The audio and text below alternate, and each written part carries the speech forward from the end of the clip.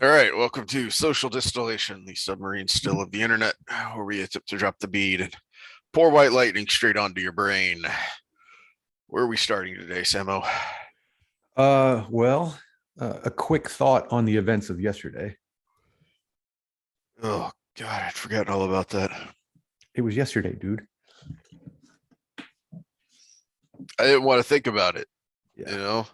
I, Well, for those that aren't under a rock and you've been on the internet today, there was that big school shooting in Uvalde, Texas, which Uvalde is what, about 90 minutes west of San Antonio, yeah, and tragic situation. So I don't want to go too into detail on that because again, sticking to the theme of our cast, just everybody be wary of people trying to use heartstrings for their agendas at this yeah. point. And it's going to be ugly watching people try to use this for political gain on both sides of the aisle.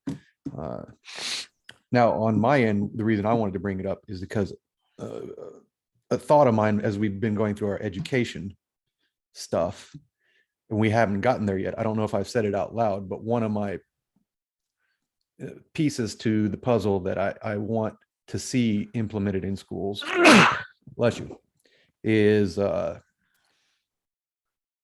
we need to get rid of administrative bloat. But I do think with the nature of how things are going, we can address mental health a little bit better on campuses and have full-time psychology staff. Bless you again. Of course, that also has the secondary problem of we need to fix the psychology industry again because it's gone woke. But the my point is with this is we screen for hearing, we screen for vision, we screen for all of these things with our kids. We have the knowledge and technology. Why are we not screening for psychopathy? Because early intervention is key with psychopathy, because that same kid that is uh, immune to empathy basically is either going to grow up into this 18-year-old kid that shot up a school, or is going to grow up into a successful businessman who can handle life and basically doesn't have that emotional hang up when he's doing his business. Those are the paths you can go. One, a productive member of society, uh, and the other is something that we're all afraid of right now. So that's why I wanted to bring it up now, because we haven't discussed, we started at the universities and we're working down, Yeah. and we haven't gone there yet. Well, this is, I'd meant to kind of go back to my last rant when I spent all that time on debt and unfunded liabilities of of the federal government. One of the things that sparked that um were some of the comments that were being made about the $40 billion that were going to the Ukraine. And my thought was, okay, well, except we don't live in a vacuum. And while you may make valid arguments about that, this is going on. And we are so addicted to the free money of the government that we have made it big and bloated and, worst of all, stupid. So the point of this is, what productive, useful things could we be doing if we weren't so busy? You know, we're so busy fulfilling our wants that we're ignoring our needs. Yeah, I'm going to put it a different way, kind of saying some of the same thing, just differently. The hard part of this process is the people we have to convince to do things differently are the ones that are going to lose their job if we do. Yeah. That's the biggest problem with administrative bloat, is they're responsible for making these decisions, but they're the ones that will be reduced. Yes, exactly. Is the people you want, it's it's the old saying about power is the person you want in power is the person who doesn't want to be in power. Mhm. That's the, you know, that's the danger of Washington, and why it was rightly called a swamp is that you get in there and you get stuck. You know, if you've ever been in a swamp, it's really easy to get lost. Which is where let's not go too deep down this rabbit hole, but which is where the structure of it all kind of comes into play. The fact that you can go to the federal government and become a millionaire creates a different environment than if it truly is public service. And that's where we just don't have a perspective from the other side of it, where these people can't basically do a government version of insider trading to pad their bank accounts and create a legacy for their family. So it really would take a broad sweeping kind of amending to where you can't be paid by extra interest, or you can't trade based on what your policies are going to be. Okay, I'm going to buy a bunch of stock in solar panel companies and then I'm going to make gas illegal. This is where the problem lies. But then you have to find a way to incentivize great minds to actually make that commitment. So it's really kind of a catch-22. But also at the same time, the people who would need to make that change are the ones up there becoming millionaires. So it's I hate to be pessimistic about this, but like I said, the mood of the day is drunk Kermit and Yoda. I wish they would have added a Hulk in there too, but well, which is, why the answer is us. The answer is the little people, and to start as locally as possible. Of how many people have ever gone to a school board meeting? Address this at the school board level, at the city council level first. And there are a lot of hangups and difficulties because of state and federal regulations, but there are still things that you can do at the local level if you push for it and if you pay attention. all right, enough on that. Yeah. I think the best place to start, because it kind of would segue into the other things, is the Sabatini article. Yeah, you'd mentioned this and kind of went off on a mini rant already when we were talking about Wheel of Time stuff, because you were so agitated by it. We had already stopped recording. Oh, okay. Yeah. I was just ranting to you about what I wanted to talk about next.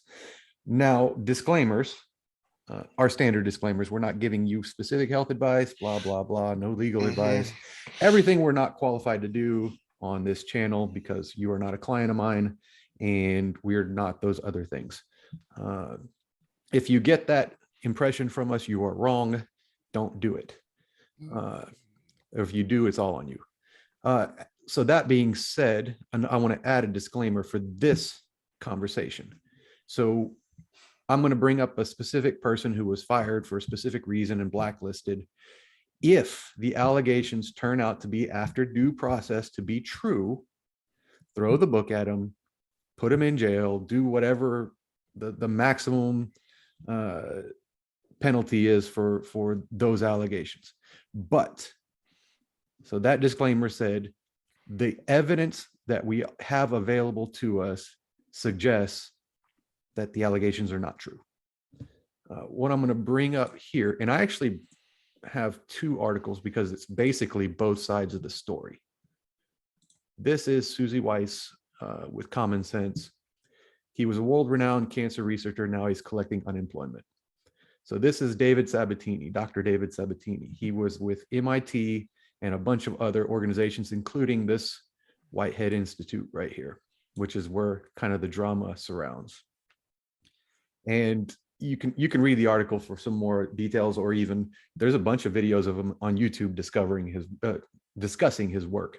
But realistically, he was predicted to win the Nobel Prize for his work in cancer research. So that this is the level of research we're talking about here. This is the level of basically scientific excellence that we're talking about here.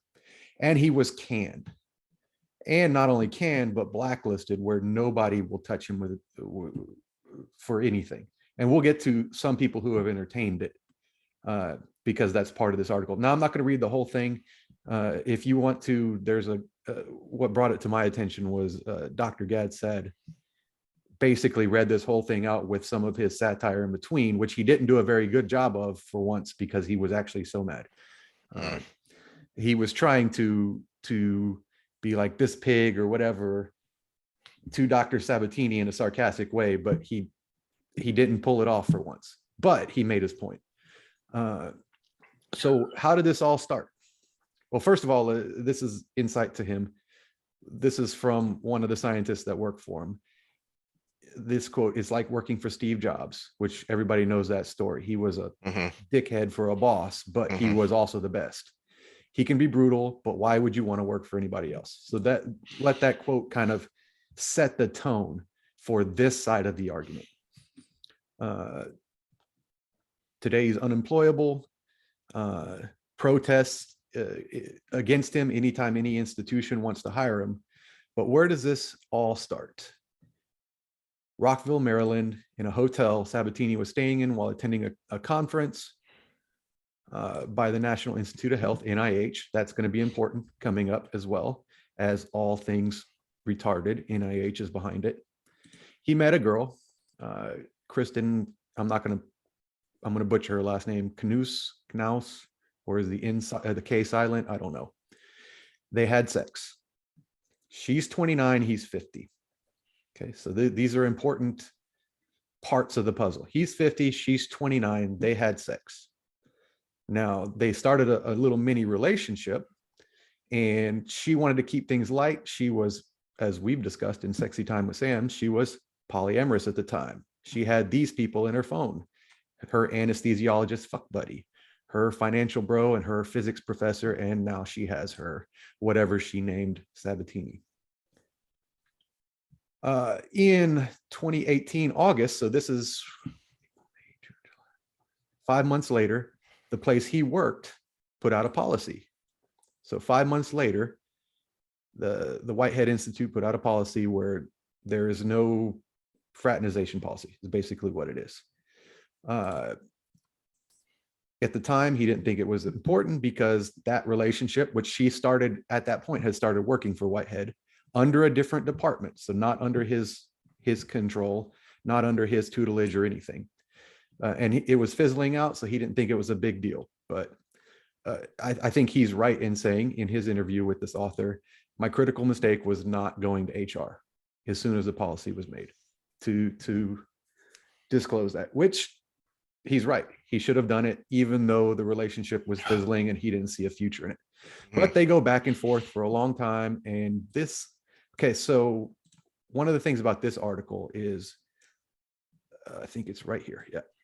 They have access to a lot of the investigative material, including legal filings, text messages, emails, and the documents of the actual filing. So that's the difference between this one and the counter argument that I'm going to bring forward. The counter argument by this guy, who's a blogger who had beef with Sabatini already, he has none of that information. He's just railing. Okay. And I'll link both of these. So we're going down the list. The fraternization policy happens. He thought it was fizzling out, but then they started talking again, and he's getting text messages like, yo, I get anxious when I don't hear back from you and I see you post stuff on Twitter. This is a quote from her text messages. And it provides an admittedly small and silly, but still another bit of evidence to this growing feeling that you don't care about me in a way that I care about you. So obviously it wasn't a forced relationship. He actually responded, I'm sorry, but you're being crazy. So this goes back and forth. Apparently it rekindles again during the COVID situation because they just start joking back and forth about it, and it gets personal again, but then he cuts it off again.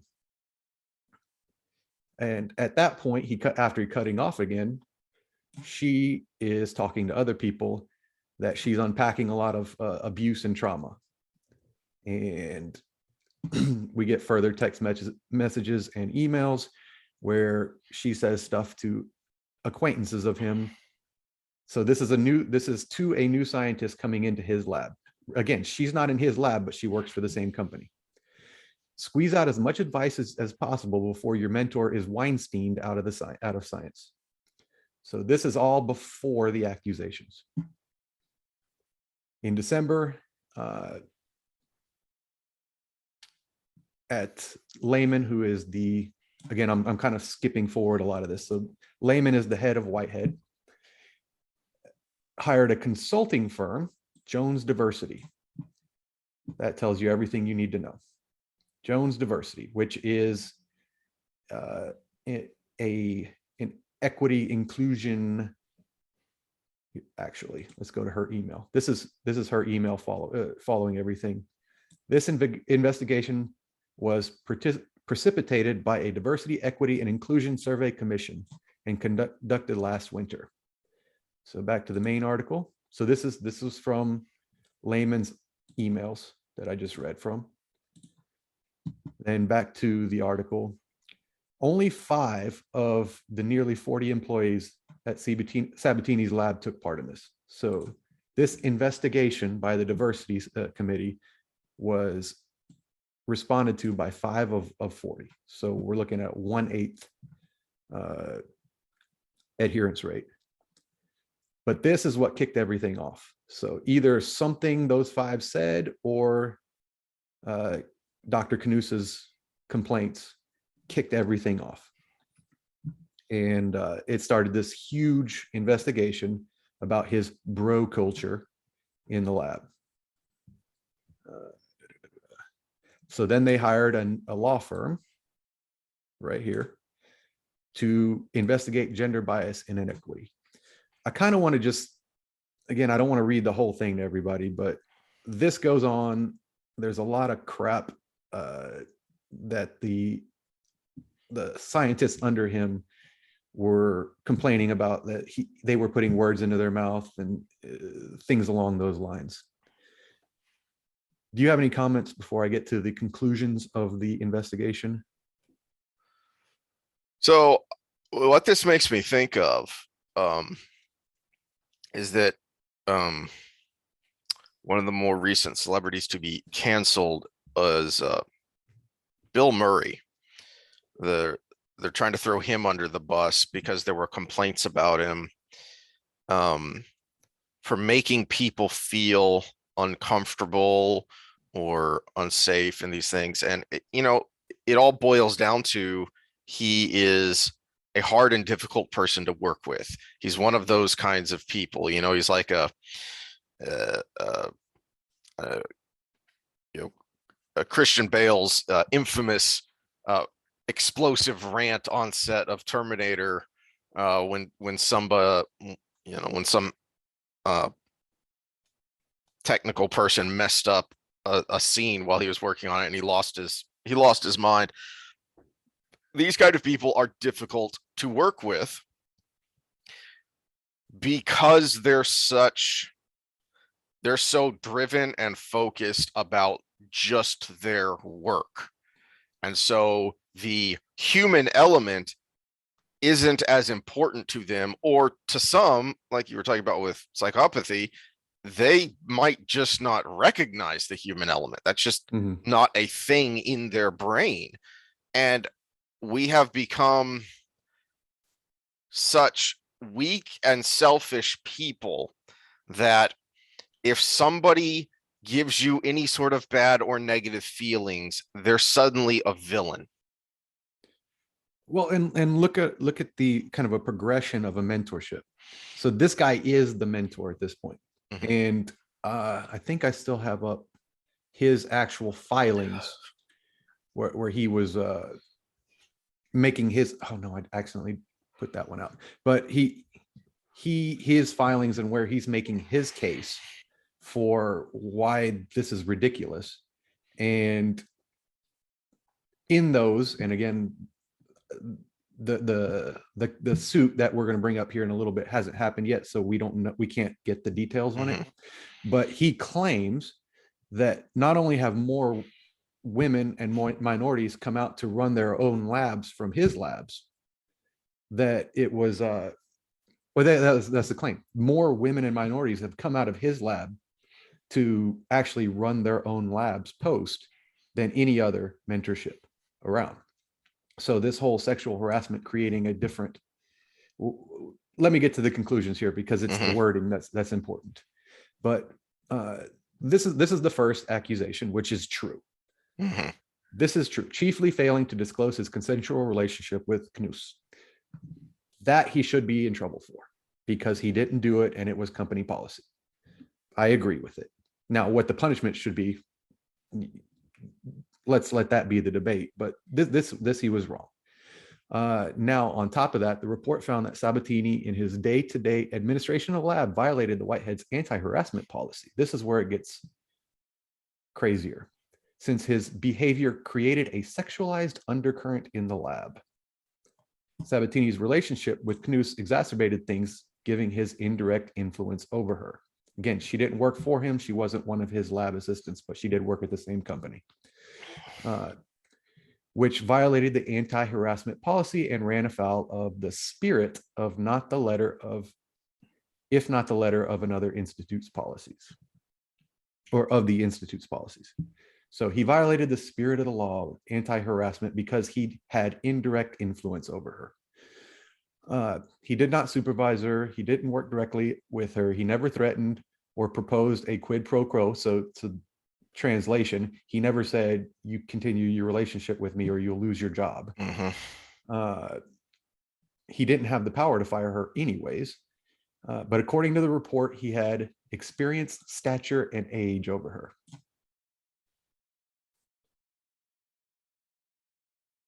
And they're kind of reaching here, her apparent desire to continue their relationship only served to confirm the influence. So because she wanted to continue the relationship, that's confirmation that his power dynamic was winning out. That's as nutty as the lack of evidence is evidence to a conspiracy theorist. It's the same idea.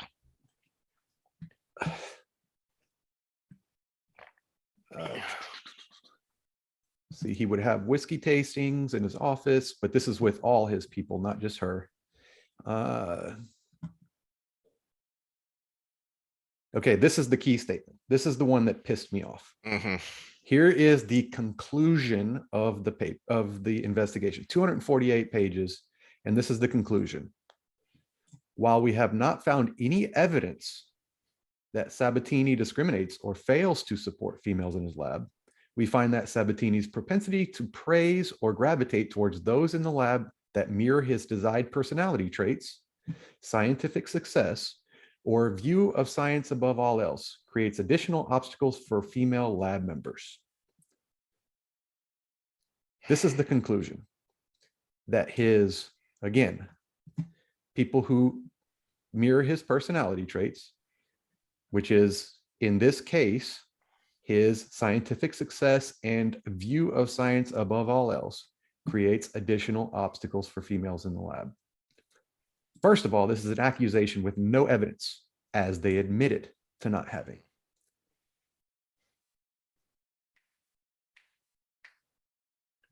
I'm letting you chime in on that, because this is what we've been dealing with for years. This is one of the things that got this channel going. This is just what I said about, Christian Bale is the Bill Murray's, Hackman is another one of these that's reputed to be a pain to work with.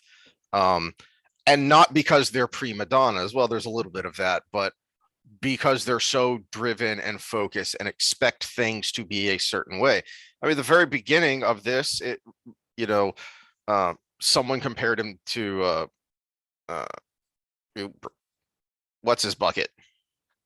I'm so annoyed that I'm losing my train of thought. Steve Jobs.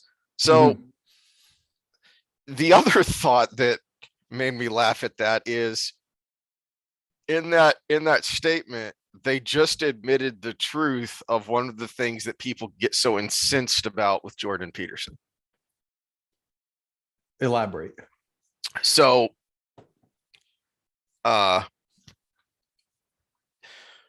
if you want a fun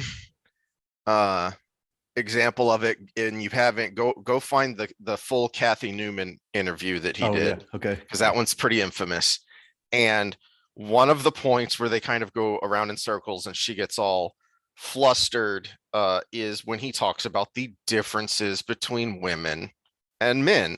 We're going to get to that. That's why I said I wanted to start with this. Yeah. In personalities.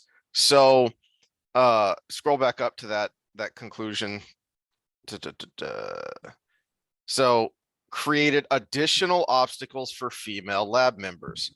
So this masculine personality and way of doing things, yeah, it does create additional obstacles for female lab members. That's something that Peterson talks about and has talked about a lot. He used the example of his own daughter of she wanted to do these things. So I talked to her, I prepared her, I let her know, well, these feminine personality traits are going to be an obstacle. They're not bad, they're not wrong, but you just need to be aware of them, that you think, behave, act differently than more masculine people who this is the kind of environment that they're going to create. Well, the second two accusations that supposedly make it harder for females, scientific success and view of science above all else. In his lab where they do science. Yeah. I'm actually speechless on this, because this is, again, we see these things over and over and over again, and go back to the first person that started this kind of road to his demise was the diversity inclusion company that did the equity and inclusion questionnaire within the labs. Again, we see this as a kind of a cancer in every organization, realistically, but in this specific case, that's where it started.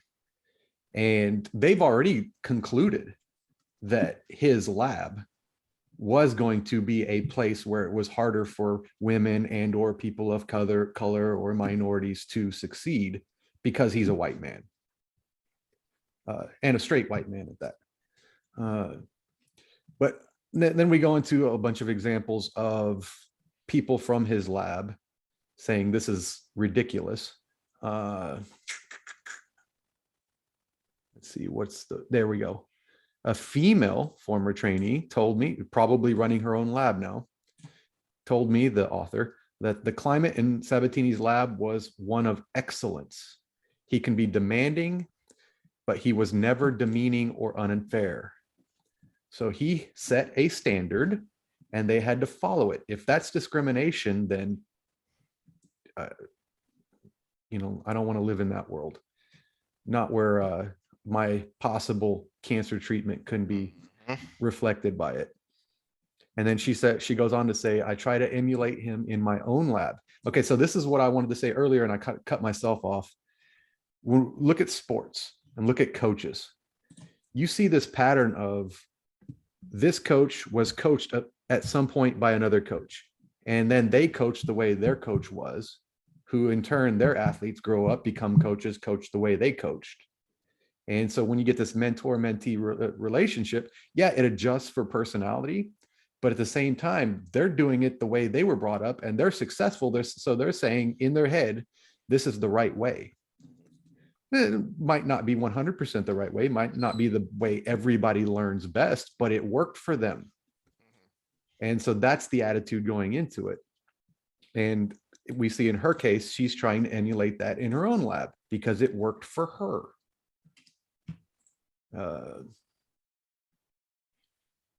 Also, they said it was hardly a locker room, wasn't in the air. I like this one, former technician talking about the whiskey tastings. He said, these weren't keggers. bench scientists and party don't generally overlap, which, okay, side note, monkeypox. Oh, geez. Okay, so this goes with this statement. You'll see the connection here in a second. This is where scientists remind me of how often they don't get laid, because there's continually this. So what we know about the disease so far is it is spread via saliva, and you're not supposed to share utensils and cover your mouth when you cough and all of the droplets, what we originally thought with COVID, right? And Close so contact, yeah. very close contact involving especially oral liquids being. Well, no, you get when it becomes advanced. So it's a pox. It's like, thank for anyone who was a kid and had chicken pox, except the pox get really gnarly and they can start to weep and seep. And But that, I'm talking about the airborne version of transmission. okay. So it would be on the water droplets, which is what we originally thought with COVID, and we found out it was aerosol, and that's when everything should have changed. But when we're talking about monkeypox, it's pretty much this, which means it's not as transmissible. That's pretty cool. Yeah. But then the follow-up statement I saw was, it seems to be associated with sex, but we don't know how it's a sexually transmitted disease. I'm like, have you ever kissed when you're having sex? You're not supposed to share the same cup or utensil. Maybe this mouth-to-mouth contact thing. I'm just thinking of these scientists making the statement. I'm like, yeah, saliva, kissing, sharing bodily fluids. Do you get laid? I don't know. But that was my side note. But back to the thing. So again, just scientists and acquaintances talking about the culture that was actually there. Now they're all unnamed, which I'm kind of with Dr. Sad here, that they lack testicular fortitude. But as we go down, you see NIH again down at the bottom of your screen. Mm-hmm. There's a lot that goes into it, and you would need kind of a coalition for any of these scientists to be safe in this process. But I'm going on record to speak for this guy, even though technically I could try to work in a lab again somewhere else, which I guess after this going public, probably never will happen unless this gets resolved. But they're all unnamed because you cannot support this man without losing everything at this point. All based on there is no evidence, but yeah, all based on that. You cannot support this man, which again is part of the environment. That's part of the strategy with all of these justice movements, is you make it to where nobody can back you up. You single people out. That's that goes back to Saul Alinsky's tactics. Target the person. Don't target an institution. Don't target, you target a person and you can break everything. So let's see. It was a self-reinforcing argument. His ill-advised hookup with a younger college, surely that spilt into his lab environment, which again is an allegation with no proof, because he's willing in his private life to go hook up with a girl he met at a conference, 29-year-old girl, not an 18-year-old, not an underage person, 29-year-old adult, which realistically we would say kudos. You're 50 and you're doing well for yourself in that department. Well, no, it went on for several years. So by this point, she's in her early 30s, for crying out loud. And she keeps reinitiating it. Yeah.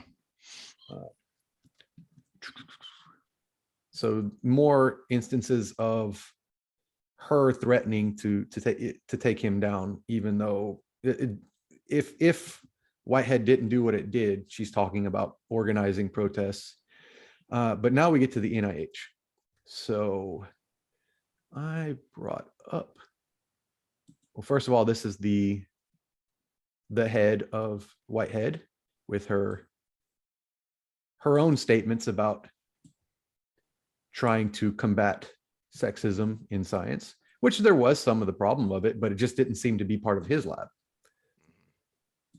But that resulted in the NIH releasing this, and this is in Science. This is 2020, June. And just some general stuff at the top here, but here's where it gets kind of crappy for this situation. Two important areas required more attention. Differentiating between instances where an institution removed API from a grant because of findings or concerns of sexual harassment from other reasons, such as medical leave or job change. So basically, making sure that institutions don't just try to sweep it under the rug by saying, you know, you're on medical leave, or why don't you go get a job somewhere else so we don't have to deal with it anymore. And then the sec is preventing passing the harasser, in which scientists who changed institutions could evade the consequences of findings of sexual harassment.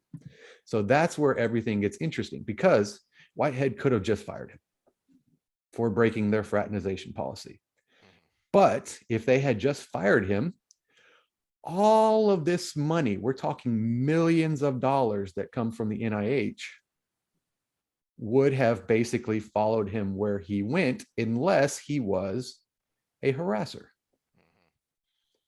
So by doing things the way they did, again, this doesn't mean he's not guilty. This just means we should look further into it. Because they were clearly incentivized to not just, and as he said, he should have gone to HR right away. And so the Institute was within its rights to fire him for violating their fraternization policy. But violating a fraternization policy isn't nearly as big a deal as being fired for harassment and all this, you know, bullying and hostile work condition garbage. Well, so there's two big parts of that. First of all, they get to keep their funding. And second of all, nobody else will hire him, because anybody who hires him will exclude themselves from NIH funding. So that's where it gets more difficult. Which is a huge chunk of the funding that's out there. And it really is enforced, if not proven, by that conclusion of, we have no evidence, but so you set out to, you had your conclusion ahead of time. Also further back to the NIH document, public outcry can result in this pull of dollars, not actual guilty verdict, not actual. So public outcry can be, that's why I at the last minute put up madness of crowds over there, because all you have to do is have this. This is New York University was thinking about hiring him, and this is what all their grad students did based on this guy's articles. And I think there was an article in the Boston Globe, which his references are all media references, not actual court documents, not actual text messages or anything. But yeah, that resulted in this, and NYU reportedly, I think it's still ongoing, but they're not going to hire him. But we got more on that coming up. But before that, he's filing a lawsuit against the female in question, against Whitehead's head, and claiming that they fabricated claims and that the investigation was a sham. So this lawsuit is ongoing. I read some of the documents. There's not a whole lot of movement there so far. But then she filed a counterclaim, and this is the second statement that got me hot under the collar, because he groomed her. 29-year-old female being groomed, which actually can happen in a true power dynamic to some degree. But what relationship doesn't have a power dynamic? It's also a He did really, not have administrative control over her. So any power dynamic was all just immutable traits: his intelligence, his education, his whatever, his age. there's also a line between grooming and wooing. The reason we use the term, the reason it's such a loaded term is because when we talk about grooming, we're talking about children, we're talking about minors who are being conditioned, right? When you're an adult, you have the fully functioning cognitive ability to say no. The reason we protect minors the way we do is because they do not have that. They don't have the physical power and they don't have the mental ability to say no in the way an adult does. Yeah. At 29, her prefrontal cortex is completely developed. She is not going to grow up other than just experience wise any more than she already is. Mm-hmm. She is perfectly capable of making her own decisions. And it's really from the text messages and things, and it makes me wonder if that investigation bothered to look at any of this stuff that Sabatini had, that I'm assuming this is all coming from his lawsuit filings, is that he has all of this as evidence. And all right, when you've got all of these other sexual partners in your phone with these, finance bro and fuck buddy nicknames, and you're going to say that this person is grooming you rather He than might have been grooming her to be a better scientist through advice and things like that. From the quotes that Weiss got from other former uh lab workers, yeah, it And sounds like he does that. here's why they won't name. So the lead attorney for Whitehead, who's also the head of their HR, informed those left in the lab that NIH rules barred those who had worked under Sabatini from having any contact with him at all. When some of them objected, Sabatini at that point was just a guy living in Boston. He wasn't working there anymore. A scientist who was there recalled Hodge warning them, Hodge being the lawyer, "You wouldn't want to jeopardize your future eligibility for NIH funding." And basically, the scientist says that's a death sentence.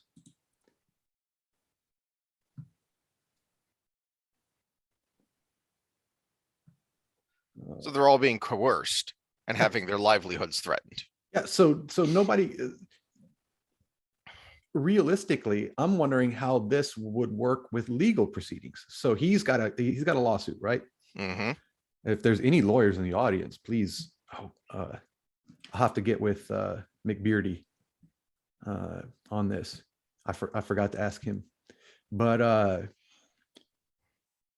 it's if any of them took the stand on his behalf, would they also be jeopardizing their funding? I wouldn't think so, because you don't have a choice. If you have a choice to not take the stand. This is a civil case. It's not a criminal case. The government just can't call you against your will. Or you could take the stand and just plead the fifth the whole time.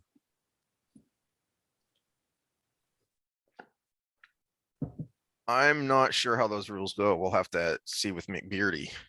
Yeah, I'll ask him. But my understanding and my best guess would be that since the institute itself is one of the one of those named in the complaint, they would have to make their employees available for depositions.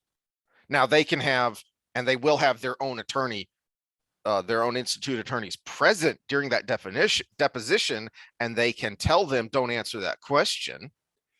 Yeah, but as far as losing your own funding, as in the lab workers who have their own labs now and stuff,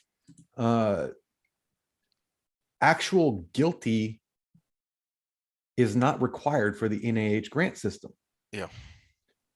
As we looked at their own document on it there. So keep this in mind the next time somebody talks to you about the science, because there's a lot of not science going on here in this very prestigious scientific institute.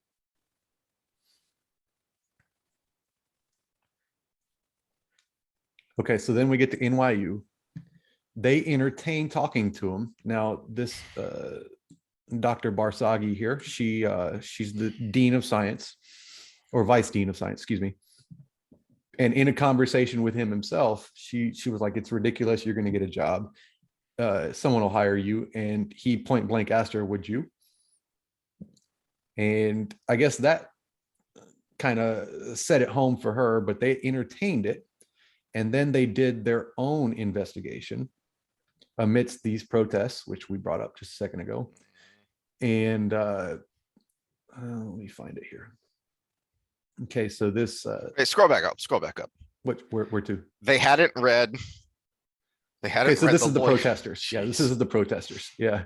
They hadn't read the lawyer's report, but they had read the internet. Back to him. Yep. That says so much right there. It's a great phrase there. And they Life's didn't like what kudos. they'd read. Wearing masks outdoors, by the way. They're obviously great scientists. And so that sparked an article in Science Magazine about the NYU hiring, which is the one I brought up here. And NYU actually challenges the findings, which kudos to them. One of the board of trustees here, who is a big part of their money. I guess that's why they were able to kind of buck the trend just a little bit, because their money from him and his opinion on the matter kind of coincide. And he says straight up that if there was any real evidence, they wouldn't have touched him with a 10-foot pole from the beginning. Yeah. So even the fact that they're considering him is more a weighing of public opinion than it is actually what he did. And as an institute of higher learning, along with a scientific institute of research, they should have told these spoiled children, yeah, you're grad students, you're in your early 20s, but you're acting like a spoiled child. Shut up and sit down. So you came here because you supposedly know how to think. So think. Okay, so their lawyers, basically their conclusion was he was not afforded due process. Oh, where has this gotten us in trouble? All our friends out there that like to argue with us, a lot of times we've just said, hey, let's have due process.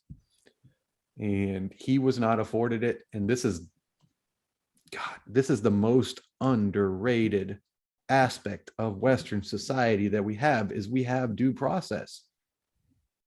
Freedom of speech and due process are the two most important things we have, because they are the base for everything else that comes out of Western society.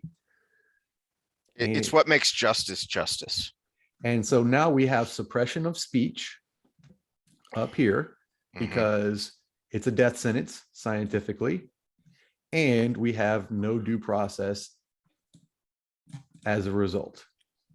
It's again, it's not about this one guy. This guy is a culmination of all these things. And if we don't fight for this guy, again, if it turns out he does get due process and he's guilty, do everything you need to do. But so far, we're not seeing that. Now, NYU apparently is backing out because of the bad press, the internal pressure, and all of that.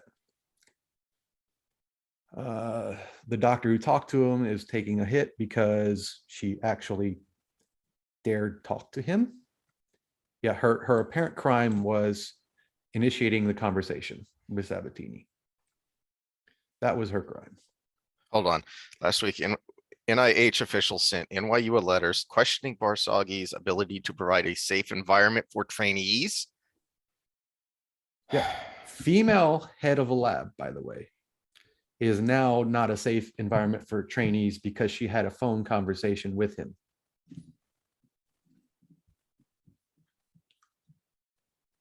And because of all of this funding, she's got to back down, or her institution has to back down. That's sick. We don't need to go into his nightmares, his life right now.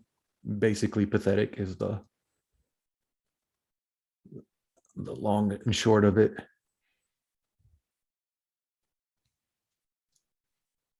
Yeah, that's it.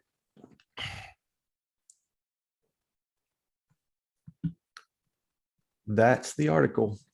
I'll link the article. And again, some of these things we'll hash out over time. I'll link the NIH article as well, so I'll keep that up. I will link the counter article. And this guy has had beef with Sabatini going back to, he runs this blog, which apparently is designed to call out bad science. And he called out one of Sabatini's papers, which actually did end up being factually correct and was adjusted, but then it started a shitstorm after that. But he's also in, no, I didn't keep it up. He's also in litigation for falsely accusing other papers. So he's got a record of being just a protagonist, realistically. But yeah, you can read this as well. He talks about the lawyers being, I don't know, it's a tough one to read because this comes up a lot, this statement right here. Diva narcissist. But every turn he talks about his own I guess accomplishments in this arena. So I'm like, oh, well, maybe it's two diva narcissists being divas against each other. So yeah, I'll link both of those and you can read them both. Anything else you want to add before we pivot? No, not a pivot, but let's take a short break. I'm gonna look up some things that I want to share, and I need to refill my coffee. Okay. Okay, so you brought up at the end there, this is why due process matters. And I got into it. This is one of the triggers that finally got me off of Facebook, was the Brett Kavanaugh hearings and going round and around with one mutual friend in particular, screeching that I was defending a rapist. Okay, hold on a second. Are his initials J.O.? Yeah. And okay. Being told that I was victim blaming. And that's when it hit me, the disconnect here. Hold on. This person isn't a victim. This person is an accuser. I can't be victim blaming if we haven't proved that the person is a victim. Was Jussie Smollett a victim? Was Amber Heard a victim? Okay, this is why due process matters. And I've talked about this before, but we are as a people regressing. We are going backwards. Let's look at this. Okay. This is what is called a trial by ordeal. One of the ways in medieval justice that you would prove guilt or innocence is a trial by ordeal. This one is a trial by fire. You would pick up a white hot piece of iron and you would have to walk a certain distance before you could drop it. Okay. The wound would be checked a certain time later, like a week later.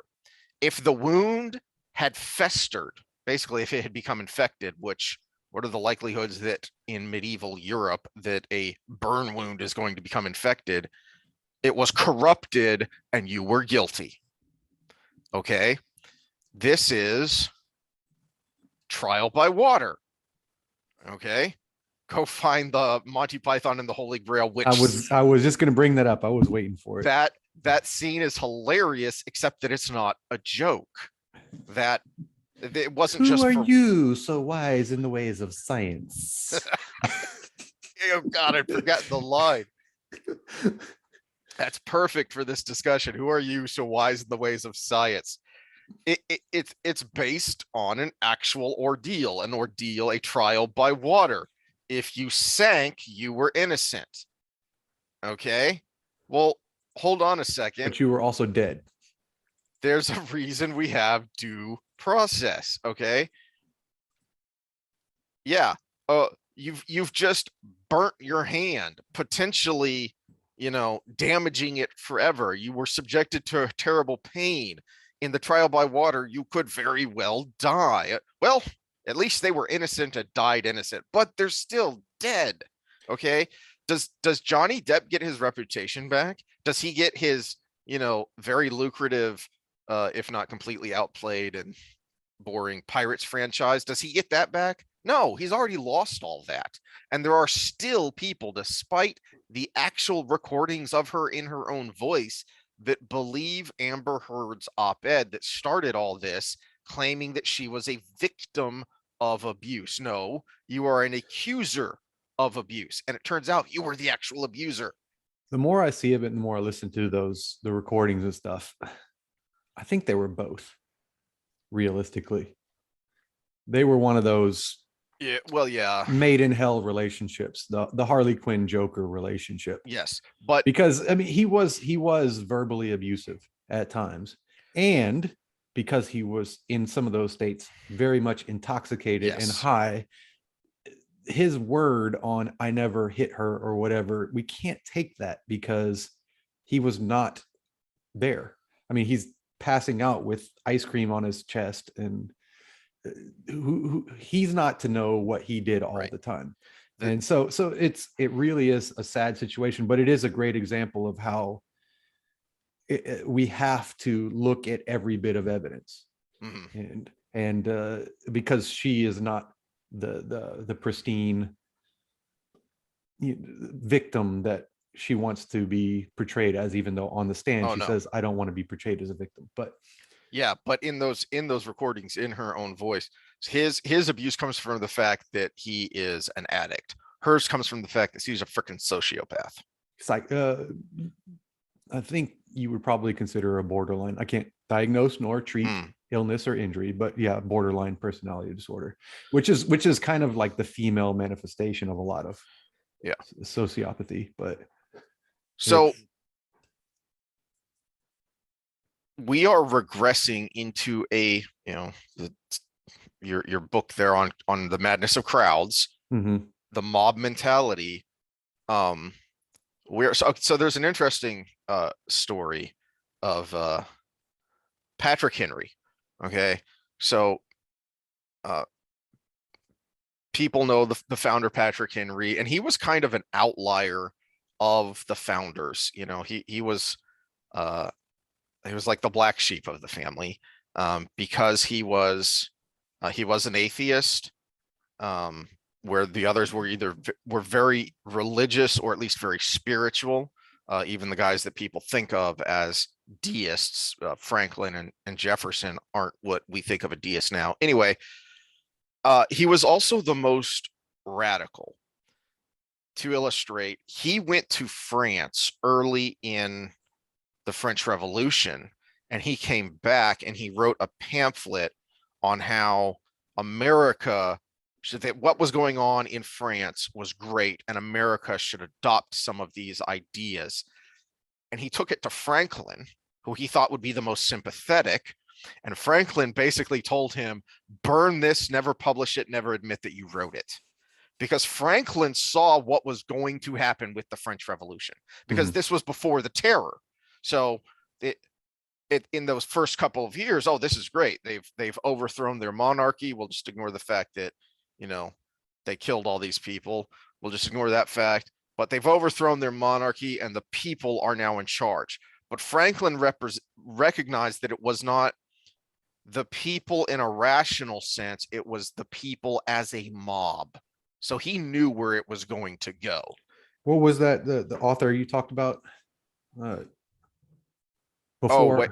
way back, the French Yeah, yeah. psychologist who did a study on it, and I'm drawing a blank. Where's my notes? Le Bon, Gustave Laban, Le yeah.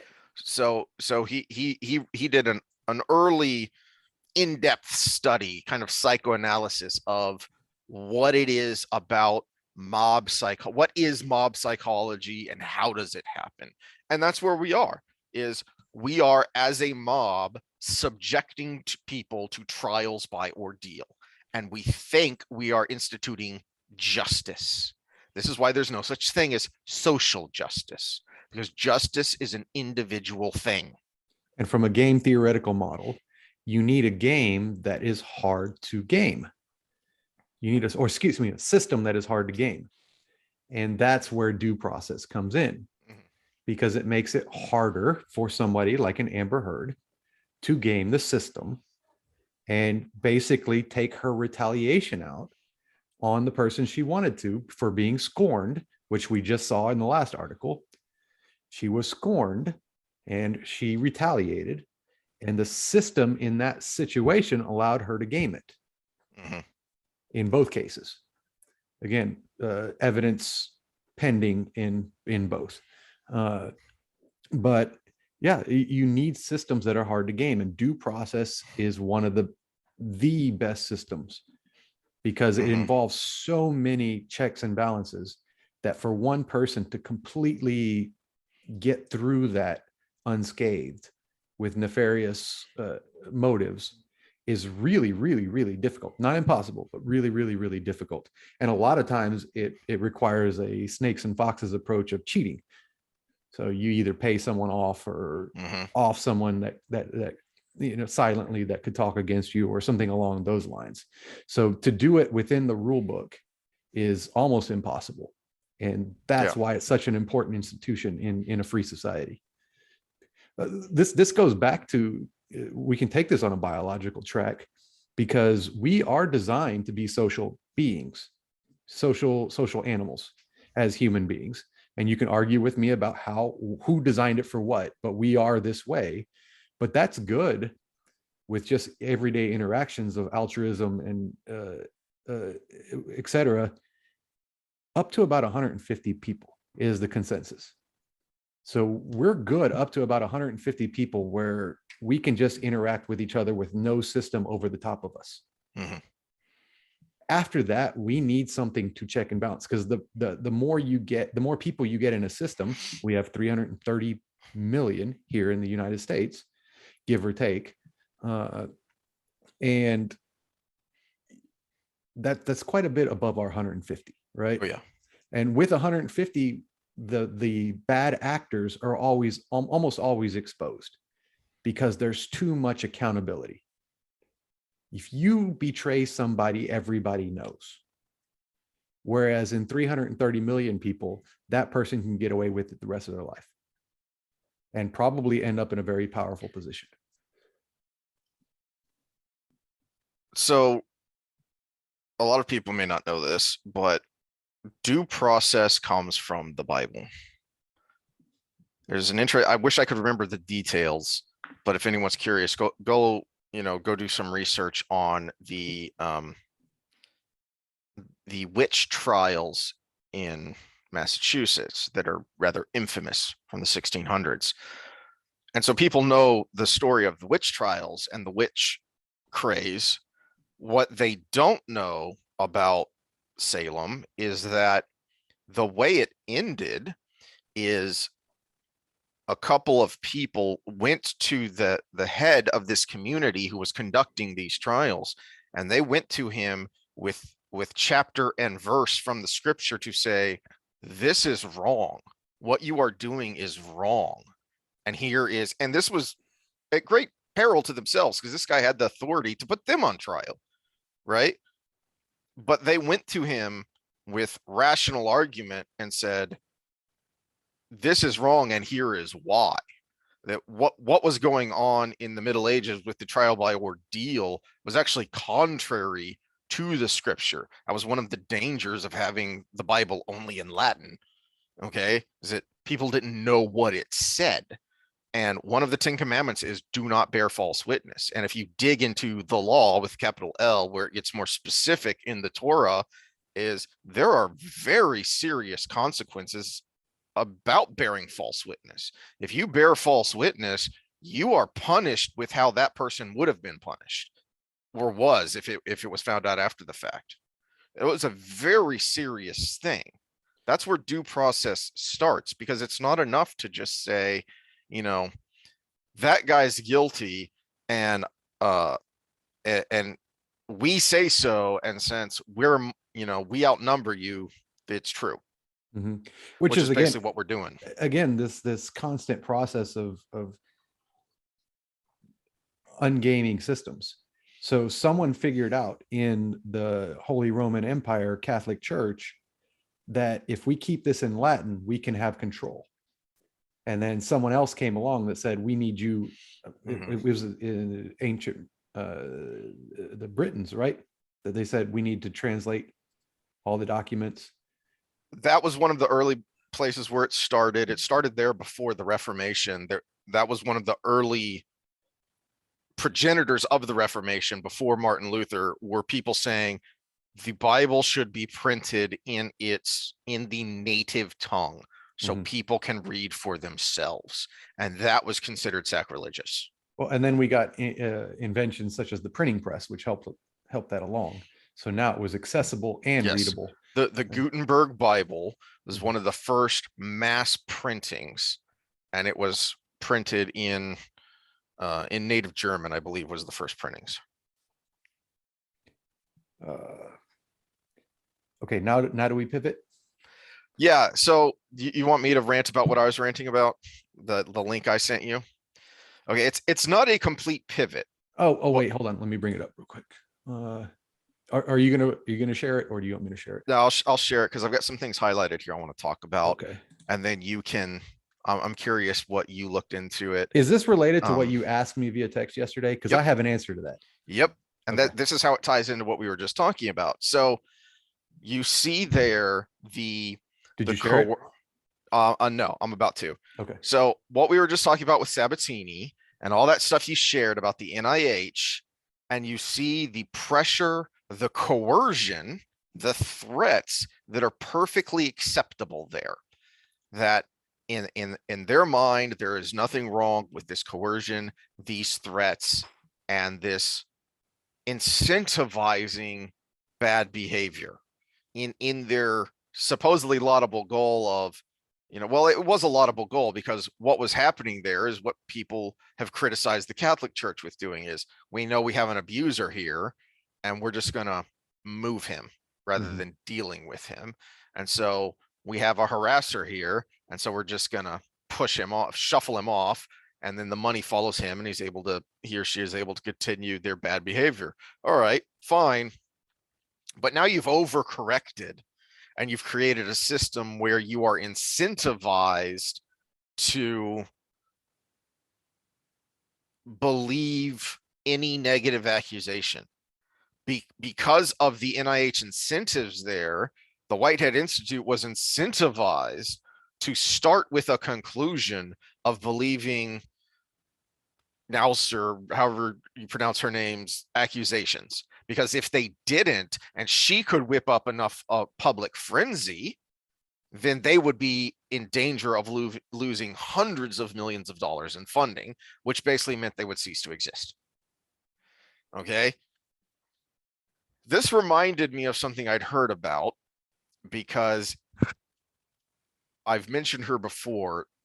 Dr. Fauci's wife is the head of bioethics for the NIH, which is curious when you hear about the more you hear about things that are associated with the NIH and NIAID. And there's been a shift between the ethics being about the research subjects versus the ethics being about the interaction between the researchers. Right. And that's, I referenced this months ago. I don't even remember what we were talking about, where I referenced the Beagle studies, where this was a lab in Tunisia was funded to have sandflies literally eat beagle puppies alive. Yeah, that story died pretty quick, didn't it? Didn't it though? Yeah. But apparently the head of bioethics doesn't have a problem with that, but does have a problem with this. All right, so Christine Grady is the head of bioethics at NIH. I don't know who these other people were, but that's how I heard about this. The ethics of encouraging employees to get the COVID-19 vaccination. Pick which term you want to use: Stalinist, Maoist, Orwellian. They use some interesting terms here where they talk about encouraging and incentivizing, but then straight up say you can pressure and coerce people within certain parameters. Basically, what they say in this paper is the ends justify the means. That getting your employees vaccinated is important enough that if you have a scale of what can be done, and the more important what you're trying to do, the more extreme your encouragement can be. Now, they say this right up front at the abstract. While employment-based vaccine encouragement may raise privacy and autonomy concerns, and though some employers might hesitate to encourage employees to get vaccinated, our analysis suggests ethically acceptable ways to inform, encourage, strongly encourage, incentivize, and even subtly pressure employees to get vaccinated. So Sabatini has to have his life destroyed, and he's never allowed to have a job in science again because he was accused of pressuring his employees and creating a hostile environment. But it's okay to create a hostile environment if you're trying to achieve what we consider a laudable goal. Apparently, trying to cure cancer isn't laudable enough to allow Sabatini to be an a-hole. I've got to see if there's a connection here, because this is a quote by Alfred North Whitehead, and Saul Alinsky quotes him in chapter 2 of Rules for Radicals. Okay, so I've referenced this book before because I just was reading it and I finished it a couple weeks ago. The chapter title is Of Ends and Means, and basically he gives I don't even how many rules. It's quite a few rules, but on the rules of ends and means. And so when does the ends justify the means, and how do we go about it? But the quote he starts with is, "We cannot think first and act afterwards. From the moment of birth, we are immersed in action and can only fitfully guide it by taking thought. The ends justifies the means, and here are the rules." And I said I got to look up to see if there's any connection, but Alfred North Whitehead, and we are talking about the Whitehead Institute with the so that might be just a little serendipity, but it is amusing. But yeah, the rules on the ends justifying the means, and this is actually an excellent book, so I advise anybody to read it, because he makes a lot of good points that we should be living by, but at the same time he also makes a lot of good points that we should be defending ourselves against.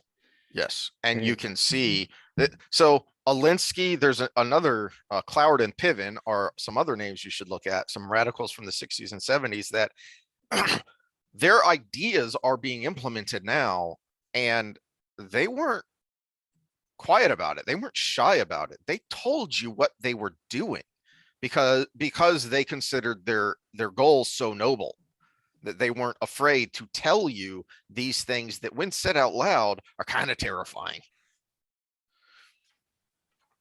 All right, so back to my points on this paper here, and I'm going to be careful on some of these, but I'm curious where you went and how much you dug into this. I skimmed the article. That's okay. Yeah. Well, because you often dig into sources and whatnot, and well, it was a timing thing, because yeah, you sent it to me after I already went to bed last night, and I worked all morning. So, well, what made me think of that and made me wonder if you would dig into the sources is this very first source, I went to that link and it's not what it says it is. It's a completely different paper.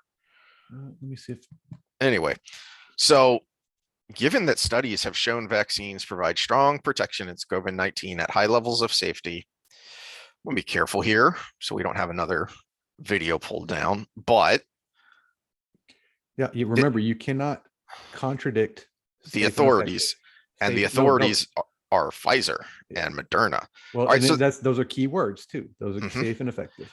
So this was accepted in March of this year. This is very recent. And I guess they haven't heard about the Pfizer document dumps that, people should maybe go look into yourselves.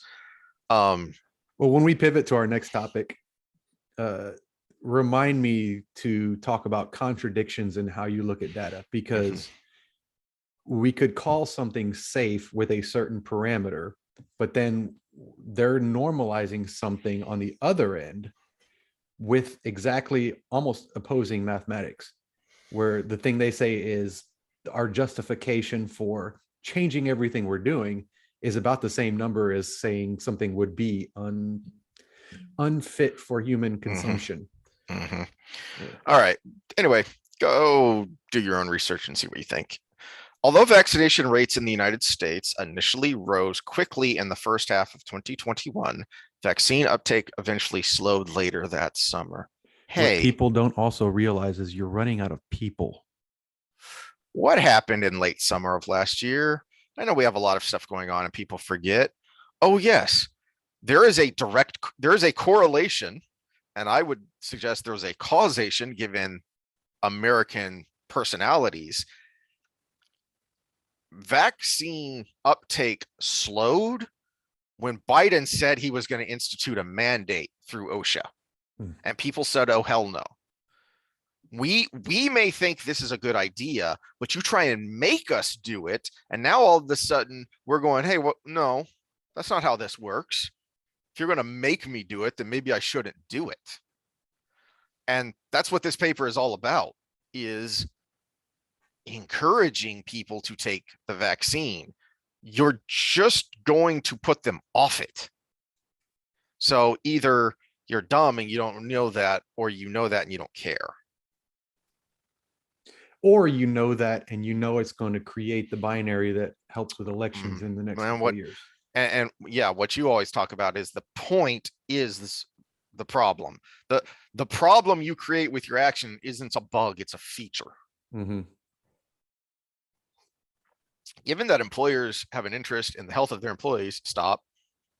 No, you don't. Mind your own damn business.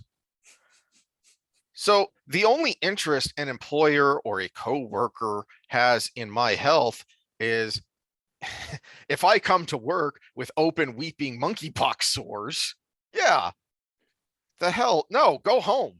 Go home until, your gay orgy monkeypox goes away.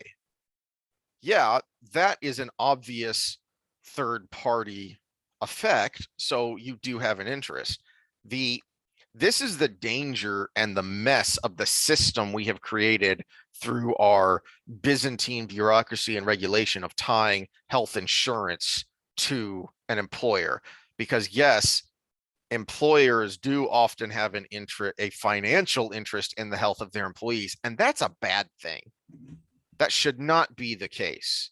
And that's a you problem, person who's paying that bill.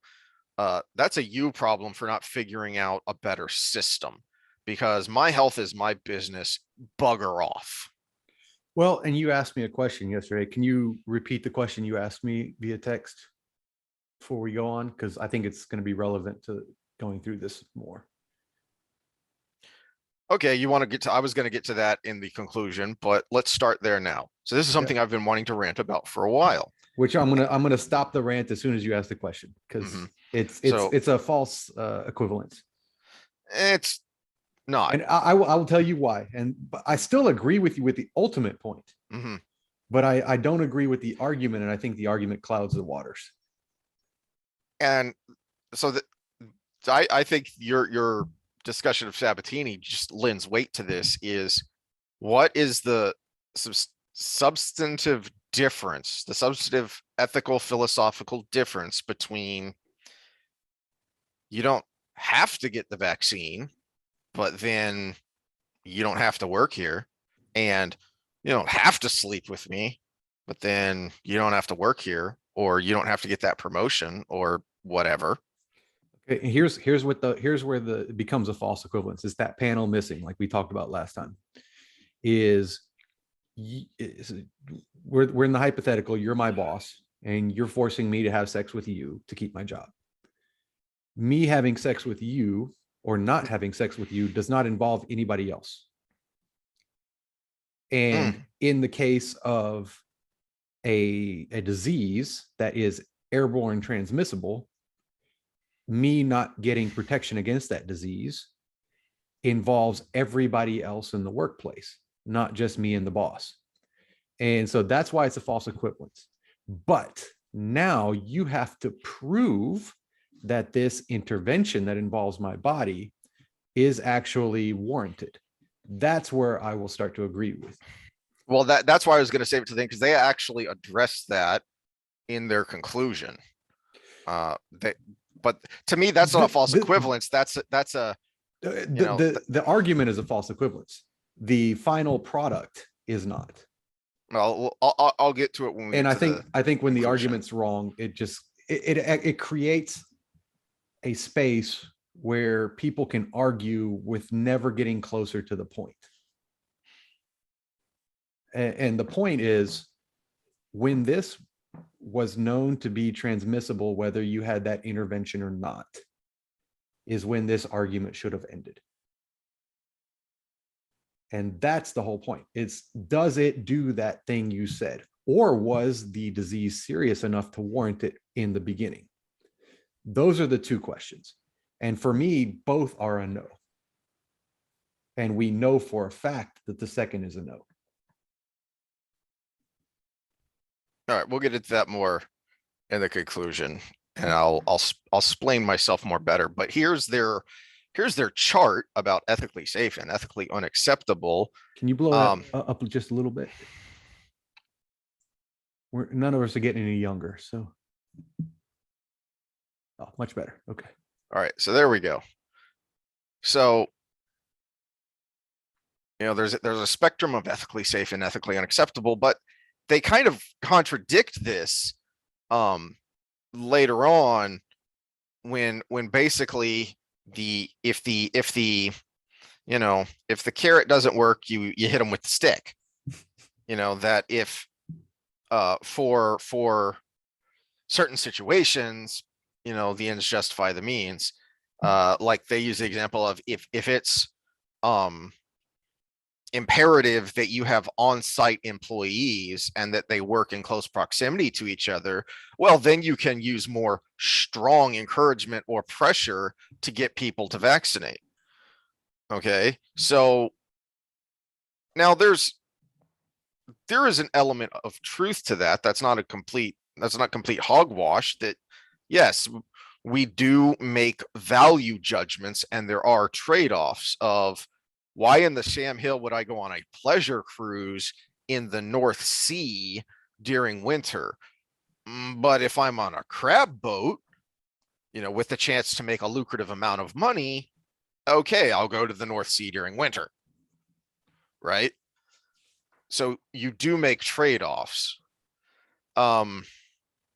This jumped out at me as well. This practice, talking about what employers can do, what workplaces can do. This practice is ethical because disseminating scientifically accurate information poses no risk of harm to employees. Hey, hold on a second. I thought words were violence. I thought disinformation and misinformation could cause literal harm. I thought, Joe Rogan needed to be canceled because he had on a couple of the most prestigious and well-published research. Let's get terminology correct. You said disseminating scientifically accurate information. So if it was against the line, it's malinformation. It's not the other two. Right. So you say that, but then the sleight of hand here is, we, the science, get to determine what is scientifically accurate, and anything that goes counter to our narrative is not scientifically accurate. Not that we've shown objectively that it's wrong. Not that we've shown, hey, wait a minute, 2 plus 2 doesn't equal 5, 2 plus 2 equals 4. See, you're wrong. No, it's just potentially harmful. It's malinformation, it's disinformation, because it goes against the narrative, because it might make someone confused or hesitant. So that's the sleight of hand here, because we know that you people are very much against disseminating scientifically accurate information if you don't like the message of that information. Who was it? The Surgeon General who came out after Malone was on Rogan and that kerfuffle was started. And I made the point of, why are you on MSNBC, which reaches tens of thousands of people, when if what Dr. Malone was saying, what Rogan is doing is so dangerous, you don't think Rogan would clear his schedule to have the Surgeon General or FDA head, I can't remember which one it was, on his show to talk about this? And if you are such a prestigious man of science, then surely you can bring the facts and figures and show him, and if not convince him, at least convince his audience of millions that what was just presented was not scientifically accurate information. Methinks maybe you don't care about the accuracy of the information so much as the narrative that the information pushes. Continue on. So this is what I was referencing before. On the other end of the spectrum, broad vaccine mandates can be ethically appropriate when applied neutrally, with clear articulation about the consequences of not complying with the policy. For example, reassignment to a different job area or task. In that circumstance, employees have a choice between getting vaccinated or accepting the consequences of a choice to remain unvaccinated.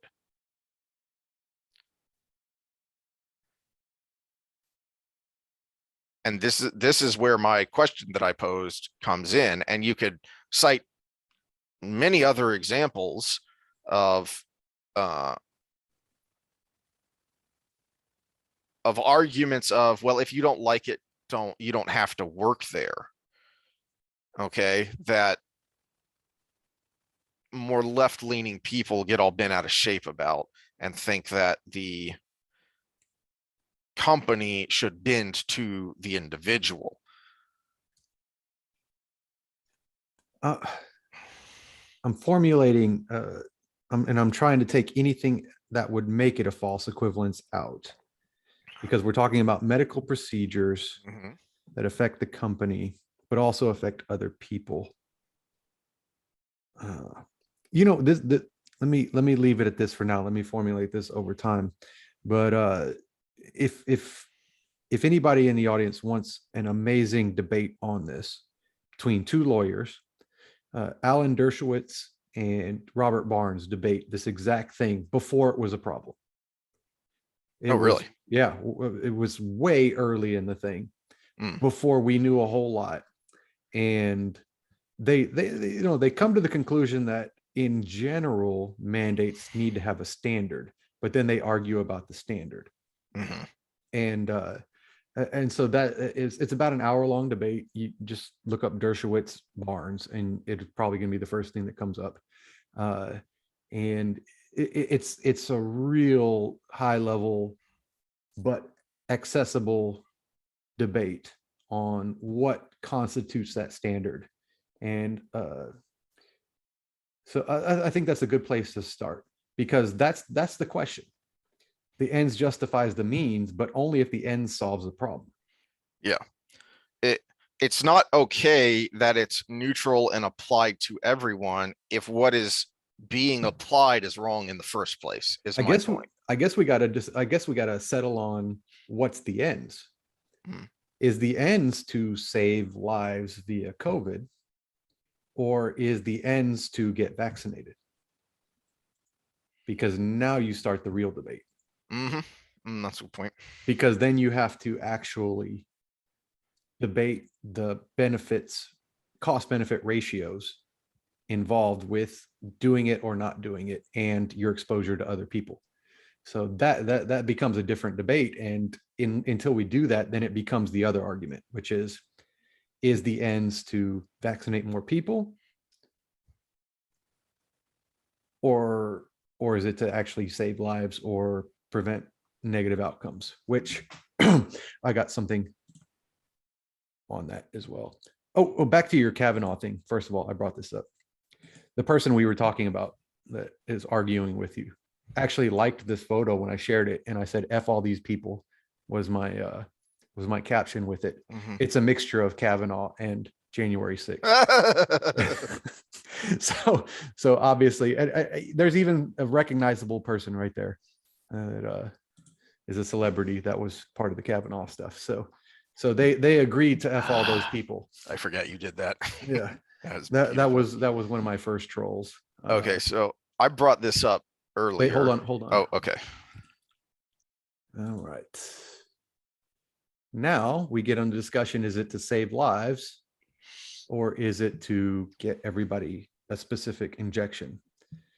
This is all-cause mortality after certain things versus a control group. So the relative risk. This is, I don't know how to go into it without getting us a ban, but I've seen other people on YouTube go into it, but we've been already hit. So I'm trying to be careful here. Let me bring that up again. So if the object is to save lives, we have two different kinds of injections here. And their control of all-cause mortality. So anything that can kill you going forward, for some reason, increases with one versus the other. Which is why when we talk about monkeypox going forward, I would get that vaccine. Because for several reasons. First of all, I don't understand why we stopped doing smallpox for everybody anyways, considering people keep it in labs and it can eventually be a bioweapon. Second of all, it's an attenuated virus, which we have a 100-year track record of success.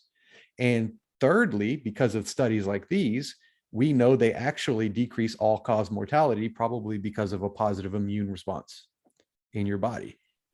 So I have 3 reasons why that actually would probably be good for me, even though there's a small chance of side effects. Whereas on the other one, it may make everything else worse in your body. And that is something that we need to be exploring. Yeah. If you want to go down some dark rabbit holes, go check out Daniel Horowitz. Anyway, that's all I'm going to say on that matter. Okay. Go read for yourself. All right. So I'd mentioned, I'd used the term Maoist before. So go read up on the Cultural Revolution if you want to be terrified of mob violence and mob mentality. One of the techniques that they talk about for encouragement is having peers, having coworkers talk and encourage other coworkers. Engaging trusted peers in more targeted efforts may be an effective way to communicate with vaccine hesitant or misinformed portions of the workforce. This can take the form of ad hoc information and encouragement between peers, or a more formal effort where knowledgeable peers actively reach out to the wider workforce, specific groups, or particular unvaccinated individuals. First of all, as I way back at the beginning, and what you don't have an interest in my health, mind your own business, is how do you know I'm unvaccinated? You shouldn't. Anyway, I'll get into that more in a second. In any of these forums, peers can help to dispel myths about vaccination and share their reasons for getting vaccinated. Again, back to the very beginning, and this is all based on some assumptions that, we won't go into too much or YouTube will take us down again, but you're assuming that someone who is unvaccinated their reasoning is based on myths. Hell, Jenny McCarthy started the whole anti-vax craze based on data, based on reason. it was It turned wrong. out to be wrong. Yeah. But It was, wrong or overblown or whatever you want to talk about it. But she didn't just invent this link between autism and vaccines out of thin air. no, So, the doctor she referenced did. well, Or the researcher or whatever there his was status was. there was a correlation, not causation. Of let's look at the giant spike in autism diagnoses that happens to correlate with an increase in vaccines. Anyway, But it also correlates with so many other things like increase in formula usage instead of breast milk, or mhm, increase in TV electronic time mhm. versus peer interaction. I mean, we can add correlates all day long. Yeah. Um, Generally, I love this part. Generally, peers engaging specific employees does not trigger concerns about employment related harms because peers do not have supervisory authority over similarly situated colleagues. Conversations among peers about vaccination status are appropriate so long as these conversations do not become so intensive as to constitute harassment. Okay. Except you're creating a framework where it's very difficult. It's going to be very difficult to call that conversation harassment because the unvaccinated individual is basing their status on myths and are a danger to the rest of the workforce. So, by your own scale, there, you can go more towards the coercive side because this person is more in the wrong and is a danger. This Not makes me think of the research, the Pew Research stuff where they asked what percentage of people infected end up hospitalized, and people on one side of the aisle was somewhere like 50%.